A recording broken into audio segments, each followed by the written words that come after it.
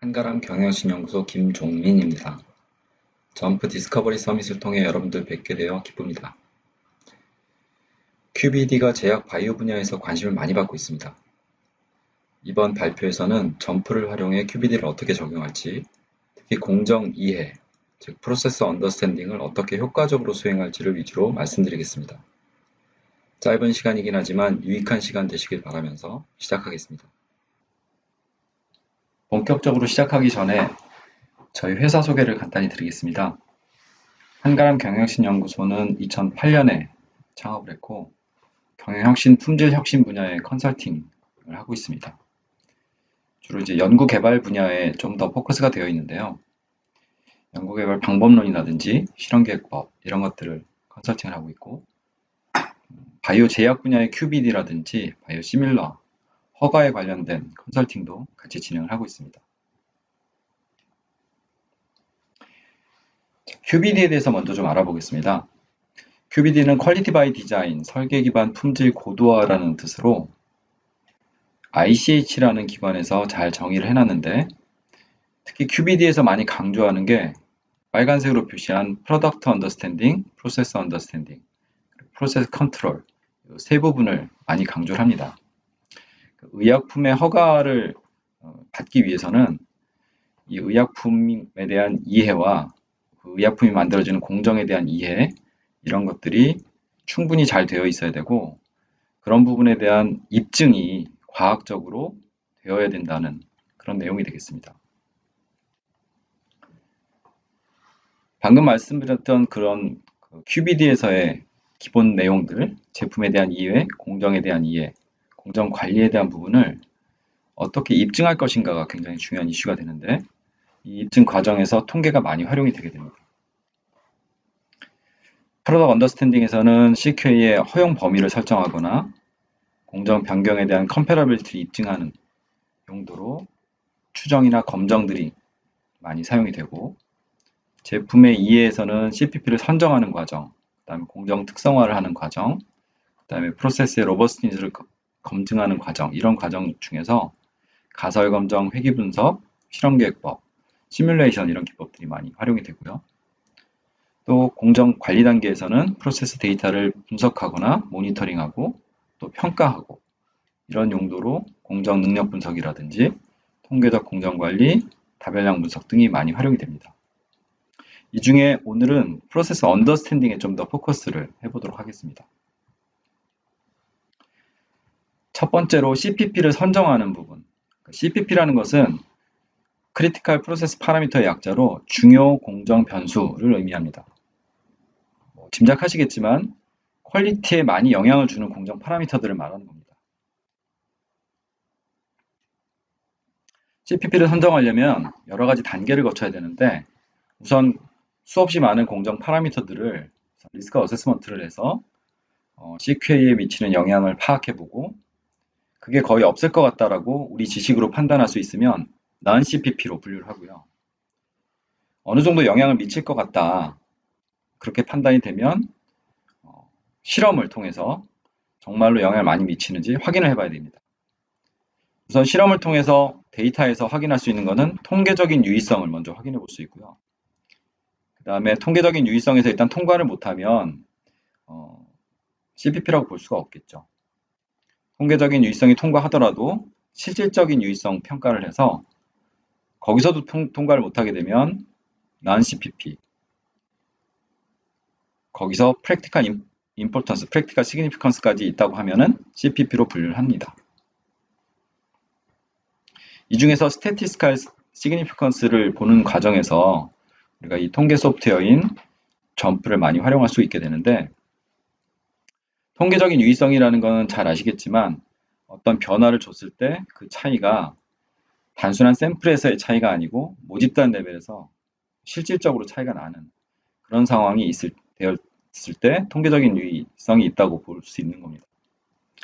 통계적인 유의성은 p-value를 통해서 확인해 볼 수 있는데 단순한 오페 실험일 때는 FitY/X 플랫폼에 있는 t-테스트, 아노바, 코릴레이션 등을 이용해서 p-value를 확인할 수 있고 DOE의 경우에는 스크리닝, 모델 스크립트를 통해서 확인해 볼 수가 있겠습니다. 오펫 실험의 경우에는 이런 t-테스트를 통해서 t-테스트 결과 p-밸류가 0.05보다 작게 나온다면 유의한 효과가 있는 거고, 그렇지 않다면 유의한 차이가 없는 거라서 이제 CPP로 분류하지가 않겠죠. 지금 이 케이스를 보면 유의하지 않은 결과가 나왔기 때문에 CPP가 아니라고 볼 수 있겠습니다. 스크리닝 DOE를 통해서도 통계적인 유의성도 확인해 볼 수 있고, 그 통계적인 유의성을 통해서 어떤 변수가 중요한 변수일지를 한번 확인해 볼 수가 있겠습니다. 보시는 결과처럼 7개의 변수를 스크리닝 DOE를 통해서 분석해 본 결과 4개의 변수는 통계적으로 유의하지가 않고 3개의 변수만 통계적으로 유의하다는 것을 알 수 있습니다. 이와 같은 방식으로 통계적인 유의성을 점프를 이용해서 확인해 볼 수가 있겠습니다. 다음으로 공정 특성화에 대해 말씀드리겠습니다. 제약 바이오 분야에서 공정 특성화라는 것은 앞서 언급됐던 중요 공정 파라미터들 포함한 공정 파라미터들의 운영 범위를 정하기 위해서 어떤 범위 내에 있을 때 품질에 문제가 생기지 않는지, 소위 말하는 디자인 스페이스를 찾아내는 그 과정을 말합니다. 여기서 디자인 스페이스, 설계 공간이라는 것은 무엇을 말하냐면 공정 변수들의 다차원적인 조합을 말합니다. 무슨 의미냐면은 공정 안에는 여러 가지 공정 변수들이 들어있는데 그 공정 변수들이 어떤 조건으로 만났느냐에 의해서 품질이 결정된다는 것이죠. 그래서 어떤 특정 변수가 어떤 정해진 범위 안에만 있으면 된다라는 그런 개념보다는 여러 개의 변수들이 어떤 조합으로 만났을 때 품질에 문제가 생길 수도 있고 어떤 조합으로 만나면 품질이 잘 나올 수도 있고 그렇다는 걸 의미하는 거죠. 하단의 그림에서 보시는 것처럼 두 개의 공정 변수를 가정했을 때 두 개의 공정 변수가 이렇게 조합으로 만나면 품질에 문제가 생기지 않고 이런 조합으로 만나면 품질에 문제가 발생한다. 이런 의미입니다. 즉, 어떤 변수가 주어진 범위 내에서 다 괜찮다는 게 아니고 다른 변수들이 어떤 상태냐에 의해서 이 변수의 허용 범위가 결정이 된다는 뜻이죠. 그림에서 보시는 것처럼 이런 비선형적인 디자인 스페이스를 갖는 경우가 일반적입니다. 그 이유는 이 공정 변수들 간에 서로 인터랙션이라고 하는 상호작용이 존재하고 있기 때문입니다. 일반적으로 인터랙션이라는 것은 어떤 한 변수가 다른 한 변수의 수준 값에 의해서 이 변수의 효과가 바뀌는 그런 현상을 나타내는데 이런 인터랙션이 자연계에는 꽤 많이 존재를 하고 있고 특히 제약이나 바이오 분야에서 상당히 많이 발견이 되고 있습니다. 그래서 디자인 스페이스를 찾아보면 이렇게 비선형적인 디자인 스페이스를 갖는 경우가 굉장히 많은데 공정을 실제로 운영을 하려고 하다 보면 변수가 어떤 범위 내에서 운영이 돼야 되는지 또 이 변수는 어떤 범위 내에서 운영이 되어야 되는지 이걸 정해야 되죠. 그렇기 때문에 주어진 이런 비선형적 디자인 스페이스 내에서 그림과 같이 이런 선형적인 디자인 스페이스를 구한 다음에 이런 범위 내에서 파라미터 1은 이 범위 내에서 진행하고 파라미터 2는 이 범위 내에서만 관리를 한다면 어떻게 조합이 만나더라도 문제가 발생하지 않겠죠. 이런 형태로 해서 설계 공간을 찾아내는 그런 과정이 바로 공정 특성화가 되겠습니다. 공정 특성화에서 지금 방금 말씀드렸던 것처럼 실제 공정에서 어떤 파라미터별로 운영 범위라는 것을 정해서 그 운영 범위 내에서 실제로 생산을 해야 되는데 이 운영 범위에 대한 부분은 굉장히 규제기관에서 엄격하게 관리를 합니다. 이 운영 범위를 만약에 초과하게 되면 일탈이라고 해서 디비에이션이라고 합니다. 이런 일탈이라고 해서 그런 부분이 발생하면 어떤 조치를 취해야 될지 이런 것들을 GMP에서 엄격하게 관리하도록 되어 있거든요. 그렇기 때문에 이 NOR, 오퍼레이팅 운영 범위를 잘 정하는 것이 굉장히 중요한데 이 운영 범위를 어디에서 정해야 되냐면 아까 보셨던 그 디자인 스페이스 내에서 운영 범위를 결정을 해야 되겠죠. 그래서 각 변수별로 변수를 다 같이 종합해서 이런 디자인 스페이스를 찾아내고 그 디자인 스페이스 내에서 각 변수에 대한 허용 범위, 이걸 우리가 PAR이라고 얘기합니다. Proven Acceptable Range. 그래서 각 변수별 Proven Acceptable Range를 설정을 한 다음에 그 범위 내에서 NOR을 정하고 이쪽도 마찬가지 NOR을 정하고 또 그 안에 이제 셋 포인트가 당연히 있겠죠. 이런 형태로 설정을 하도록 되어 있습니다. 이런 것들을 제대로 잘 찾으려면은 여러 개의 변수를 동시에 같이 고려하는 그런 실험을, 즉 DOE를 활용해야 되는데 DOE 선택의 가이드라인은 다음과 같습니다. 우선 첫 번째, 이 함수 모델에 곡선 관계가 있는지 없는지, 곡선성이 있을지 없을지를 먼저 판단해야 되겠습니다. 그래서 곡선 관계가 있는 경우에는 반응표면 설계라는 실험계획법을 활용하셔야 됩니다. 그렇지 않은 경우에는 공정변수의 개수에 따라서 공정변수가 충분히 작으면 완전 요인 설계, 4개 이하인 경우에는 완전 요인 설계를 실시하면 되고 5개를 넘는 경우에는 완전 요인 설계를 하게 되면 실험 숫자가 너무 많아지기 때문에 완전 요인 설계와 동급의 정보를 제공해주는 레졸루션 5 이상의 부분 요인 설계를 사용하시면 됩니다. 그 중에서 이번에는 반응표면 설계를 좀 알아보겠습니다. 이 반응표면 설계는 제약 바이오 분야에서 주로 많이 발생하는 이런 곡선 관계 함수를 실험을 통해서 찾아낼 수 있는 그런 설계 방법입니다.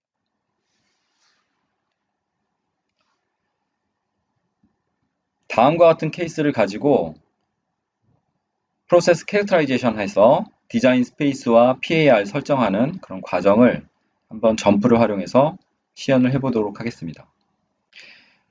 이 케이스에서 Y는 2개를 가지고 있고요. 각각 목표값을 가지고 있습니다. Y1은 90, Y2는 77, 그리고 Y1, Y2 둘 다 스펙으로 86부터 94까지, 73부터 81까지로 가지고 있습니다. 이 Y 두 가지에 영향을 많이 주는 변수로 발견된 것이 A, B, C 이렇게 3개의 변수라고 가정을 하고 이 3개의 변수 각각 캐릭터라이제이션 하고 싶은 범위, 실험 범위라고 볼 수 있겠습니다. 그 실험 범위를 다음과 같이 설정했다고 생각하겠습니다. 이와 같은 조건 하에서 실험 결과를 넣어서 분석하는 것까지 같이 한번 해보도록 하겠습니다. 자, 우선 실험 설계부터 해보겠습니다. DOE의 클래시칼의 리스판스 서피스 디자인 들어가서 Y를 현재 하나가 지정이 되어 있기 때문에 하나를 더 지정을 해주시고 매치 타겟으로 지정을 해주신 다음에 Y1도 이름과 고울을 세팅을 해줍니다.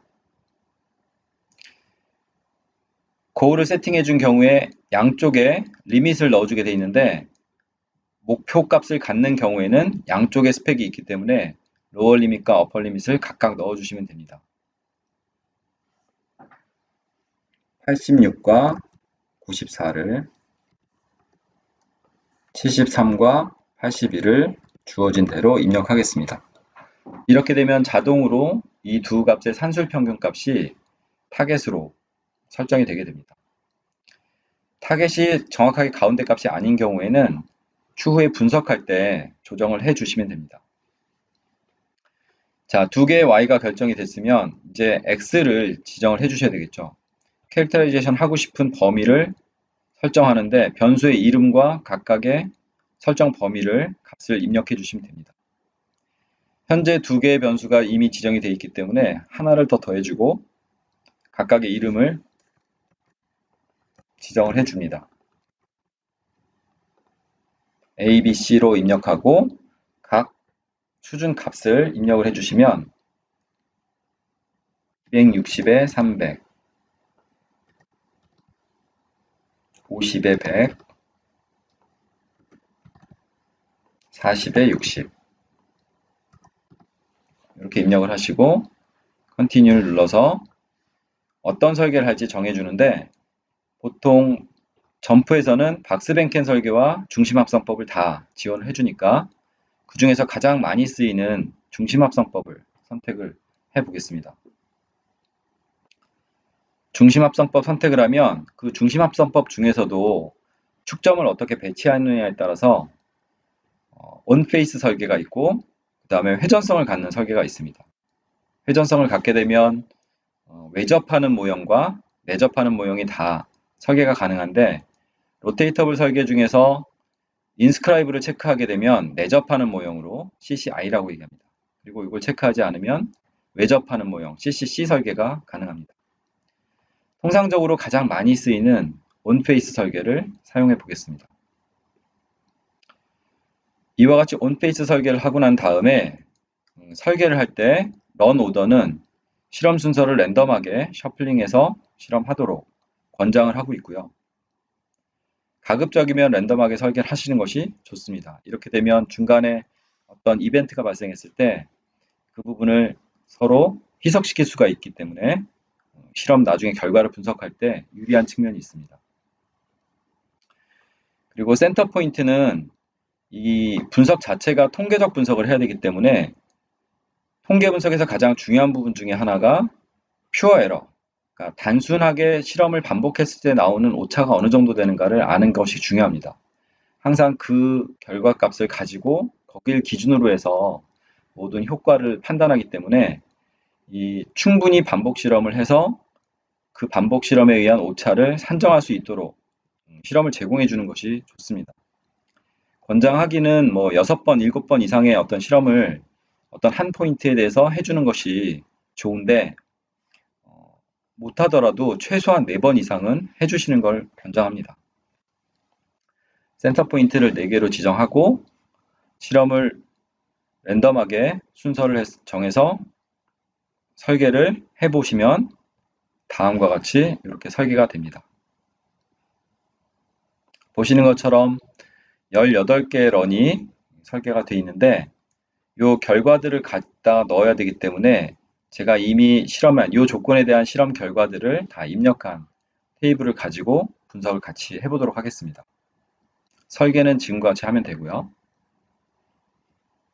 데이터를 다 입력한 형태로 가져와 봤습니다.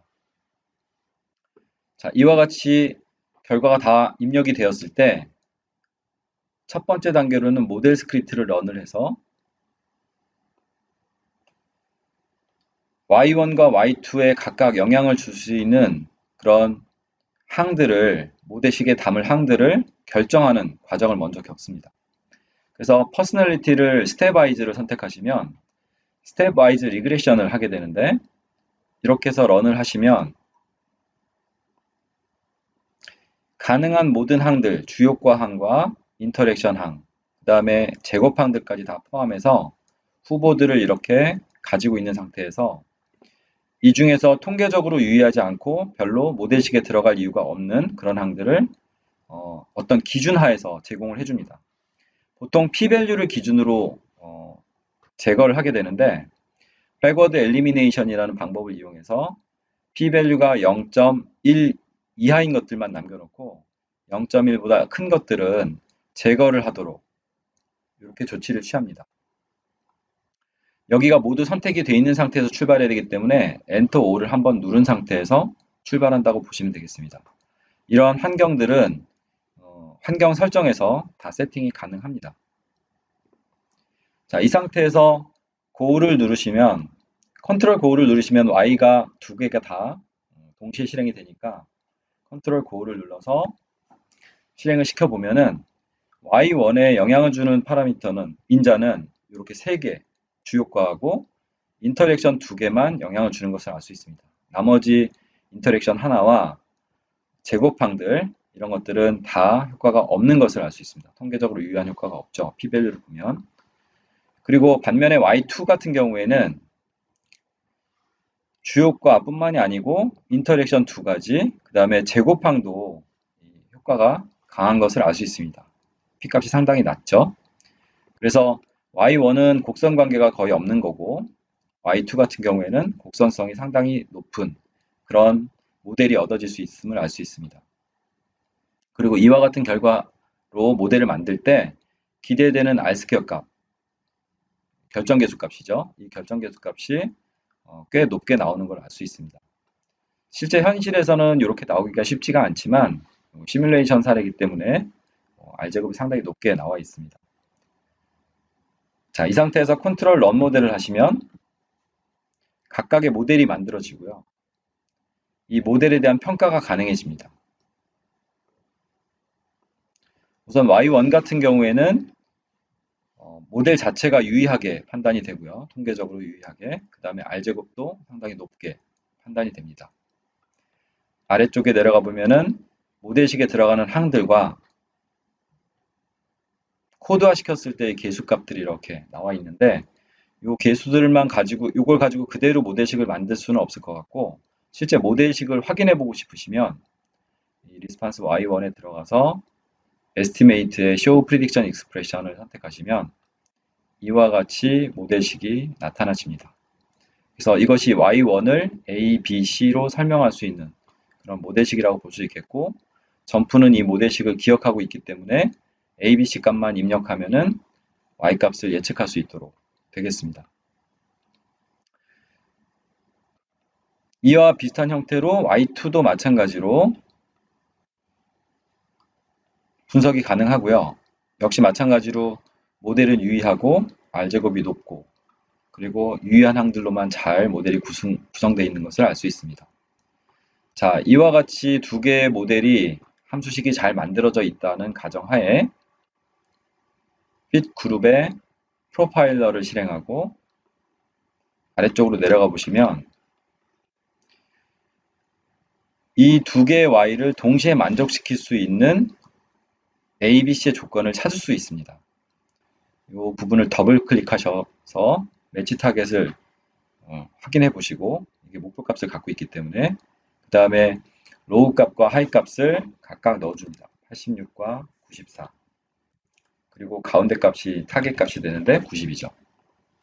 이렇게 입력을 해주시고 이 desirability라는 것이 바로 이 타겟을 만족했을 때 만족도라는 개념인데 이때 1이 되면은 가장 만족한 상태 정확하게 타겟을 맞췄을 때 만족하고 이 양쪽 스펙 범위를 벗어났을 때는 만족도가 0으로 떨어지는 그래서 여기가 0으로 세팅을 해주시면 되겠습니다. 그리고 OK를 누르시면 여기 보시는 것처럼 이와 같은 그래프가 나오는데 이게 만족도 함수라고 보시면 되겠습니다. 그래서 86이 되기 전까지는 만족도가 0이었다가 86부터 만족도가 쭉 올라가기 시작하고 90이 되면 가장 만족한 상태로 갔다가 다시 더 올라가면은 만족도가 다시 떨어지고 94를 넘어가면은 만족도가 다시 0이 되는 그런 상태를 나타내주고 있죠. 그 다음에 Y2도 마찬가지로 비슷한 형태로 목표 값을 넣어주고 양쪽 스펙 값을 넣어줍니다. 그래서 0, 0 해서 OK를 해주시면 비슷한 형태로 목표 값을 지향할 수 있도록 해주겠죠. 그러면 이 서치 알고리즘은 이 목표 값을 최대한 만족시키기 위해서 이제 여러 가지 수치 해석적으로 탐색을 해서 Y1과 Y2의 타겟 값을 만족시켜 줄 수 있는 가장 최적의 조건을 찾아주게 됩니다. 찾는 방법은 Optimization Desirability의 Maximize and Remember 혹은 Maximize Desirability를 하시면 됩니다. Maximize and Remember를 하시면 찾은 조건들을 이렇게 기록을 해줍니다. 그래서 A와 B와 C가 이와 같은 조건이 되면 Y1의 목표값 90과 Y2의 목표값 77이 동시에 만족된다는 것을 알 수 있습니다. 물론 이 답은 유일한 답은 아니고 가장 먼저 찾은 답을 보여주고 있습니다. 그래서 이 외에도 여러 개의 답을 찾을 수 있는데 그 답은 어디서 찾을 수 있냐면 핏 그룹에 가서 컨투어 프로파일러 등고선도라고 하는데 이 등고선도를 그려보면 훨씬 더 많은 솔루션들을 찾으실 수가 있습니다. 자, 우선 등고선도에서 제일 먼저 해야 될 것은 Y1과 Y2에 대한 타겟 값과 스펙을 넣어주는 겁니다. 그래서 Y1의 타겟은 90이고 스펙은 86과 94죠. 그 다음 Y2 같은 경우에는 77, 그 다음에 스펙은 73부터 81입니다. 지금은 요 두 가지 Y를 동시에 만족하는 영역이 보이지가 않는데 이 두 개의 Y를 이 스펙을 다 동시에 만족하는 영역은 하얀색 영역으로 표시가 되고 그 하얀색 영역을 우리가 바로 디자인 스페이스다 이렇게 표현을 합니다. 지금은 세 번째 인자가 있기 때문에 지금 변수가 지금 세 개가 있잖아요. A와 B와 C가 있는데 이 등고선도에는 두 개의 변수밖에 표현을 못하기 때문에 나머지 C라는 세 번째 변수는 50이라는 값으로 고정되어 있는 상태입니다. 그래서 이 슬라이딩 바나 아니면 이 커런트 X에 있는 이 수치를 변화를 시켜서 C 값을 변화시켜야지만 디자인 스페이스가 보일 수가 있을 겁니다. C를 아래쪽으로 이동시키면 디자인 스페이스가 나타나지 않지만 C를 위쪽으로 더 올리면은 하얀색 영역이 나타나기 시작하고 그 영역이 가장 넓어지는 그런 시점이 보이게 됩니다. 예를 들어서 한 58 정도 이 값을 58로 고정시켜 놓으면 이 58로 고정된 상태에서 가장 A와 B가 어떤 영역이 되었을 때 품질에 문제가 생기지 않는지 디자인 스페이스가 이렇게 보이게 됩니다. 좀 더 확대해서 보면은 마우스를 숫자에 가져가서 좀 끌어올려서 확대해서 보겠습니다. 이쪽도 좀 확대해보고 이쪽도 좀 확대해보고 이렇게 되면 우리가 실험한 아래쪽에 이제 50이 실험한 한 개의 영역이기 때문에 이 한 개의 영역 부분에서 지금 이 빨간색 선과 파란색 선이 만나는 이 포인트를 마우스를 클릭하면 그때의 현재 커런트 Y 값이 기대되는 커런트 Y 값이죠. Y 값이 90과 77에 가까운 그런 조건임을 알 수가 있습니다. 그래서 이렇게 동시에 만나는 이 영역이 셋 포인트가 될 가능성이 높고요. 그 다음에 이 주변으로 이제 하얀색으로 표시된 이 영역은 이 리밋 범위 안에 들어오도록 해주는 영역입니다. 동시에. 그래서 이걸 우리가 디자인 스페이스다 이렇게 표현하고 지금 이 상태에서는 non-linear한 디자인 스페이스가 보여지고 있습니다. 그래서 여기까지만 하고 끝나는 것이 아니고 이제 아까 말씀드린 것처럼 우리는 proven acceptable range 각 변수별로 어느 범위 안에서 오퍼레이션 하면 괜찮은지 A는 어떤 범위 내에서 B는 어떤 범위 내에서 C는 어떤 범위 내에서 오퍼레이션 할 때 그 안에서 어떻게 컨비네이션이 되더라도 다 문제가 없도록 그러한 리니어한 디자인 스페이스를 찾아주고 그 리니어한 디자인 스페이스가 각각 각 변수별로는 proven acceptable range PAR 값이 될 것입니다. 그 PAR 값만 잘 설정을 하게 되면 그 다음에는 NOR, Normal Operating Range는 그 안에서 얼마든지 자유롭게 정할 수가 있겠죠. PAR 값을 정하기 위해서 예를 들어서 정하는 방법은 다양하게 있겠지만 예를 들어서 A라는 변수를 각각 플러스 마이너스 2로 B라는 변수를 플러스 마이너스 2로 만약 가져간다고 했을 때 C라는 변수의 허용 범위가 자연스럽게 결정이 되겠습니다. 그래서 제3의 변수, 두 개의 변수 정도를 어느 정도 정해놓고 난 다음에 나머지 세 번째 변수의 허용 범위가 이 등고선도를 움직이면서 결정이 될 수 있도록 그런 방식을 취해서 변수를 레인지를 설정을 해주시면 되겠습니다. 예를 들어서 이 셋 포인트를 만약에 A를 281.9 그 다음에 B를 51.4로 만약에 고정을 해놓고 실제로 281.9고 51.4면은 Y는 90, Y1은 90, Y2는 76.9니까 조금 모자란 상황이긴 하지만 거의 타겟에 근접하니까 이걸 셋 포인트로 만약에 가져간다고 하고 그 다음에 양쪽의 구간을 허용 구간을 플러스 마이너스 2 정도로 준다고 하면은 여기 가서 더블 클릭해서 레퍼런스 라인을 281.9에서 플러스 마이너스 2로 즉 279.9와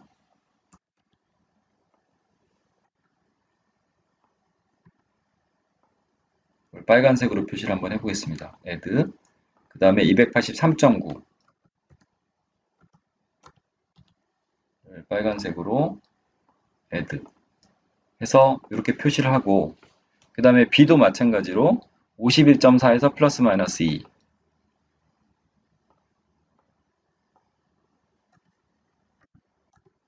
51.4에서 플러스 마이너스 2니까 49.4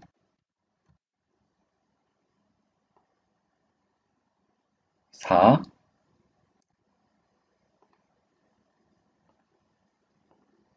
그 다음에 53.4.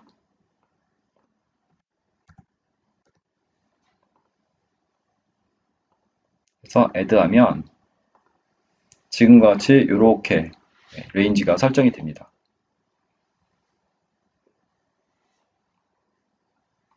물론 이제 이 그림에서는 약간의 외삽이 좀 필요하게 되겠죠. 위로 조금 올려보면 이와 같이 레인지가 설정이 됩니다. 물론 외삽하는 건 조금 위험하긴 하지만, 그래서 이렇게 설정이 된 그 디자인 스페이스에서 이렇게 허용이 된 범위는 현재 조건에서는, 즉 C가 58인 상태에서는 이 범위가 아무런 문제가 없죠. 하얀색 영역 안에 들어와 있으니까. 그런데 만약에 C가 예를 들어서 플러스 마이너스 1로 설정을 했다라고 하면 이게 57이 될 거고, 57이 되면 이렇게 벗어나게 되죠. 이 범위로. 그 다음에 저 위쪽으로도 59가 되면 이쪽 반대편 쪽에서 벗어나게 되죠. 그래서 이런 부분에 벗어나게 되면은 이쪽 레인지에서는 이렇게 조합이 만났을 때는 문제가 발생할 수 있기 때문에 이런 레인지를 상대적으로 좀 조절을 해주시면, 예를 들어서 플러스 마이너스 1까지는 못 갈 거고 58.8까지만 간다. 예를 들어서 이렇게 되면 거의 경계선에 닿죠. 그 다음에 저 반대편 쪽으로도 57.2까지만 간다고 하면 여기도 살짝 이렇게 요 끝에까지 가겠죠. 그래서 실제로 정확하게 안쪽에 들어오기 위해서는 더 안전하게 57.3, 네, 그 다음에 저 반대편 쪽으로는 58.7, 이렇게 플러스 마이너스 0.7로 설정을 하면 안전하게 이 영역에 들어올 수 있다고 볼 수 있겠습니다. 그러면 A는 현재의 셋 포인트에서 플러스 마이너스 2, B는 플러스 마이너스 2, C는 플러스 마이너스 0.7, 이렇게 PAR이 설정된다는 걸 알 수 있습니다. 이와 같은 형태로 각각의 PAR을 설정하고 그 PAR 범위 내에서 이제 NOR을 설정해가지고 오퍼레이션 할 수 있도록 한다. 이렇게 생각하시면 되겠습니다. 네, 마지막으로 확정선별 설계에 대해서 말씀드리겠습니다. Definitive Screening Design, DSD라고도 불리는데, DSD 설계는 공정 개발 단계에서 활용할 때 굉장히 효율성을 높일 수가 있습니다. 일반적으로 스크리닝 할 때는 부분 요인 설계를 이용해서 스크리닝 하는데, 이렇게 되면은 각 변수별 공률을 파악하는 데는 좀 무리가 있거든요. 그런데 이 설계는 스크리닝과 동시에 공정 변수별 곡선성까지 같이 파악을 할 수 있고, 또 소수의 핵심 인자가 만약에 찾아진다고 하면은 그 실험 세트 가지고 최적화까지도 가능한 그런 설계라고 볼 수 있겠습니다. 그래서 효율적으로 뭔가 개발할 때 굉장히 활용도가 높다고 보이고요. 또 매력적인 부분은 공정 변수의 개수가 증가해도 실험 숫자가 그렇게 많이 늘어나지 않는다는 그런 장점을 가지고 있습니다. 예를 들어 8개의 변수를 스크리닝 할 때 각 변수별로 이렇게 3수준으로 실험을 하기 때문에 각 변수별 공률을 동시에 파악할 수 있다. 그러면서도 여기 보시면은 컬럼맵에 보시면 각 변수의 주요가들에 대해서는 전혀 다른 인자들과의 어떤 컨파운딩이 발견되지 않고 있습니다. 그래서 효과를 다 제대로 판단할 수 있다는 장점을 가지고 있죠. 그래서 적극적으로 활용하시면 좋을 것 같습니다. 네, 이상으로 QBD에서 프로세서 언더스탠딩 단계에 통계를 어떻게 활용할지, 또 점프를 어떻게 활용할지에 대한 부분은 짧게 말씀드렸습니다. 좀 더 관심이 있으신 분들은 교육 프로그램들을 좀 찾아보시면 도움을 많이 받으실 수 있을 것 같습니다. 네, 이상 마치겠습니다. 감사합니다.